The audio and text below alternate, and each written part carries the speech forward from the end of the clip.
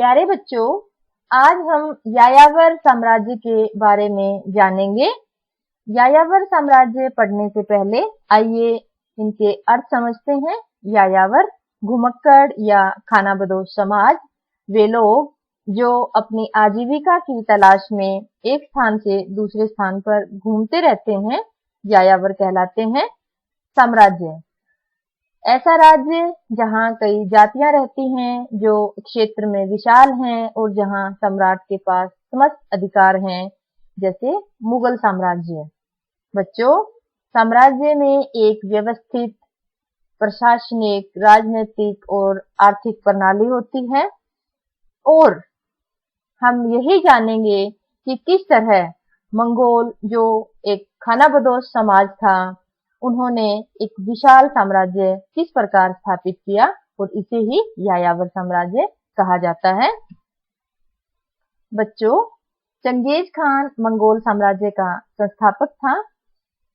आज हम यह जानेंगे कि चंगेज खान से पहले मंगोलिया में सामाजिक, राजनीतिक और आर्थिक स्थिति कैसी थी और किन परिस्थितियों में चंगेज खान ने मंगोल साम्राज्य स्थापित किया। बाद में हम चंगेज खान की मृत्यु होने पर उसके पुत्रों और पोतों द्वारा किस प्रकार वंशीय परंपरा को बनाए रखा गया, यह जानने की कोशिश करेंगे। मंगोलों की सामाजिक संरचना।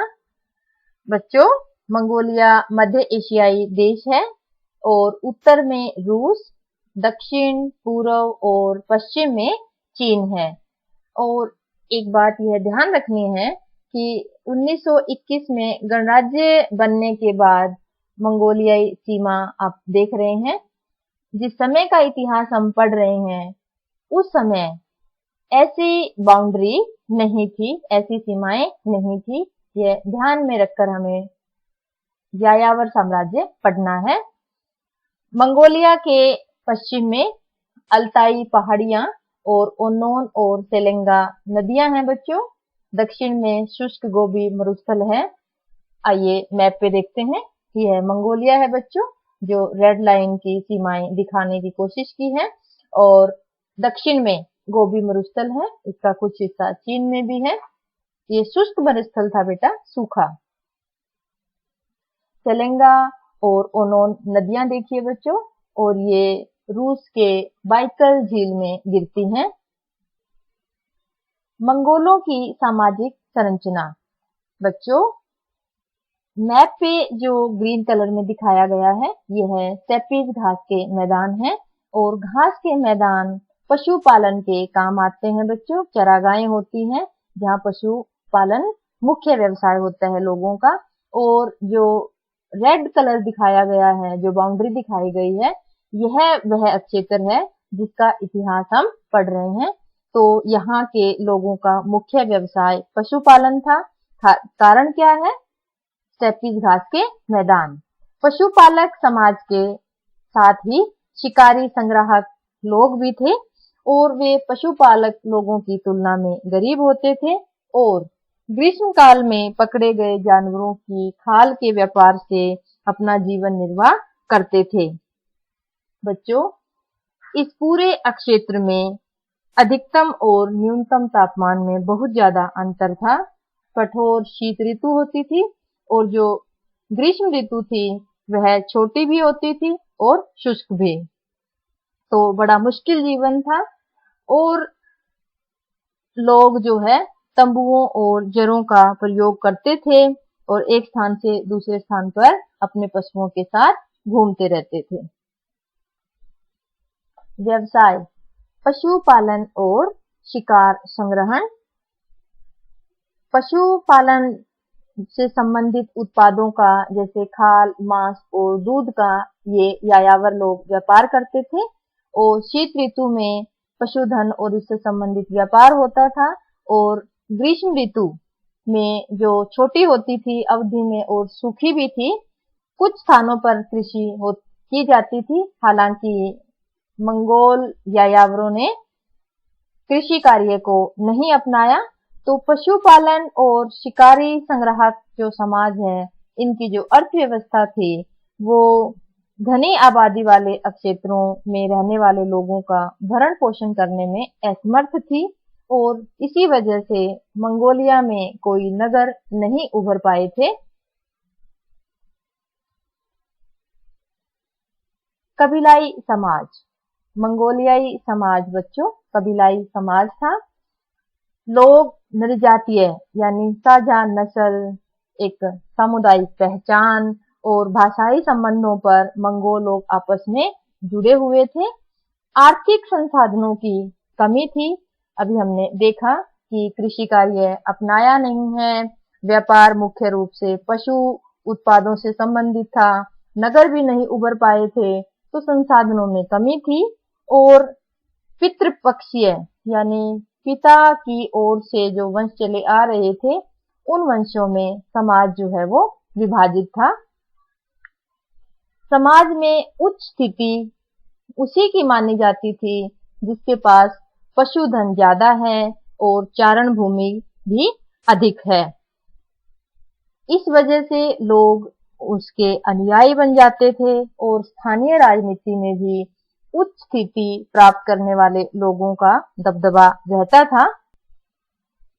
परिसंघ परिवारों का समूह होता है जो अपनी रक्षा के लिए या दूसरे समूहों पर आक्रमण करने के लिए इकट्ठा होते थे और अपने से अधिक शक्तिशाली और संपन्न परिवारों के समूह से मित्रता भी कर लेते थे।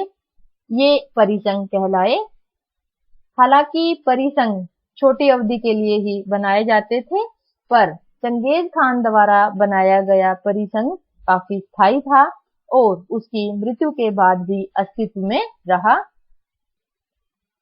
मंगोलियाई लोग कुशल तीरंदाज, घुड़सवार और शिकारी थे और इसी वजह से उनका जो समृद्धि का मुख्य आधार भी यही था।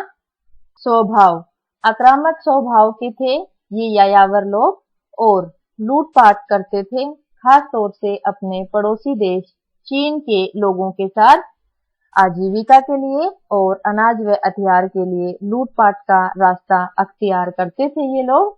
और प्राकृतिक आपदाएं जैसे भीषण गर्मी और सख्त सर्दी ऋतु में जब शिकार सामग्रियां या अन्य रसद सामग्रियां खत्म हो जाती थी या वर्षा न होने पर चरागाहें सूख जाती थी, तो ये लोग चरागाह की तलाश में भटकते रहते थे और इसी दौरान इन लोगों में आपसी संघर्ष हो जाता था और लूटपाट के लिए ये लोग मजबूर हो जाते थे। कबीलाई राजनीतिक संरचना। कोई स्थापित राजनीतिक संरचना नहीं थी। कबीले का मुखिया ही सर्वे सर्वा था और परिसंघ परिवारों का समूह था जो हमने अभी पढ़ा है। और चंगेज खान ने भी परिसंघ बनाया जो काफी स्थायी रहा। चंगेज खान ने राजनीतिक व्यवस्था एक संरचना स्थापित की है।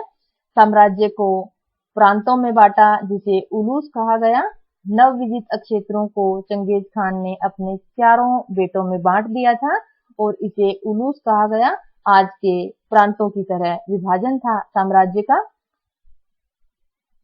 पर कबीलाई स्वरूप वाली जो संस्थाएं थी वो बनी रही, जो जिसमें कबीलाई जो मुखिया था वही सर्वे सर्वा होता था और उसी के जो फैसले हैं वो सभी के मान्य होते थे। और ये संस्थाएं थी कुरुलताई, सरदारों की सभा और उलूस, अभी हमने पढ़ा जो प्रांत थे। तो कबीलाई स्वरूप वाली संस्थाएं चंगेज खान की राजनीतिक संरचना स्थापित होने के बाद भी अपने अस्तित्व में रहती हैं।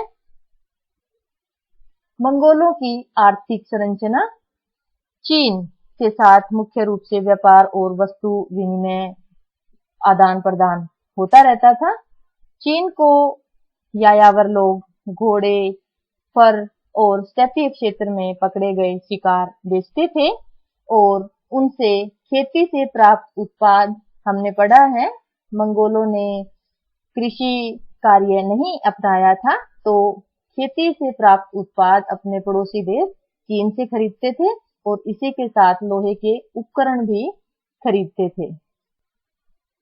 जब मंगोलियाई लोग कबीलों के साथ मिलकर व्यापार करते थे तो अपने चीनी पड़ोसियों को व्यापार में बेहतर शर्तें रखने के लिए मजबूर कर देते थे और कभी-कभी तो व्यापारिक संबंधों को नकार कर सीधी लूटपाट करनी ही शुरू कर देते थे।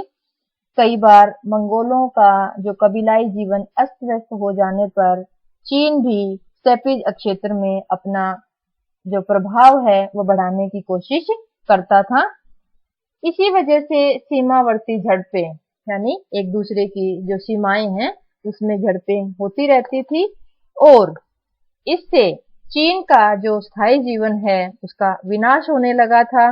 इसी के साथ कृषि अव्यवस्थित हो गई थी और नगरों में लूटपाट होने लगी थी और इसी डर से चीन में 8वीं शताब्दी में विशाल दीवार का निर्माण किया गया था। चीन की विशाल दीवार से आप सभी वाकिफ हैं। विश्व के 7 आश्चर्यों में इसे शामिल किया गया है। बच्चों, आज हमने चंगेज खान से पहले सामाजिक, आर्थिक और राजनीतिक स्थिति के बारे में पढ़ा और यह जाना कि मंगोलियाई समाज, अर्थव्यवस्था और राजनीतिक व्यवस्था कैसी थी। अब हम आगे पढ़ेंगे कि इन हालातों में, इन परिस्थितियों में चंगेज खान ने किस प्रकार एक राजनीतिक संरचना स्थापित की और उसकी मृत्यु के बाद भी किस प्रकार मंगोल साम्राज्य फैलता चला गया और विश्व के महान साम्राज्यों में शामिल हो जाता है, किया जाता है। आशा है आप लोगों को यह अच्छे से समझ आ गया होगा।